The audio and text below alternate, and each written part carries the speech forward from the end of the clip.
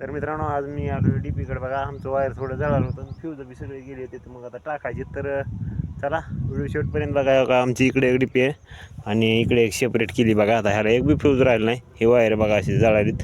आणि कसं आहे आता हे नीट करायचं काम सरकारचं असतं, पण ते आपणच नीट करू बेजारच शेतकऱ्याली. बघा आता हे रातसाऱ्या लाईट बंद होते, आता ह्याला फ्यूज टाकायचे. आणि बघा आता फ्यूजाची तार तर काही तर कुठं दिसत नाही. बघा वरी नवी डीपी आहे.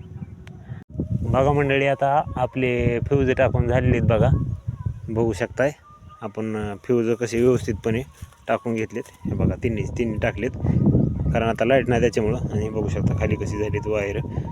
आणि आता आपल्याला बघायचे डिववरी गेलेत का ती.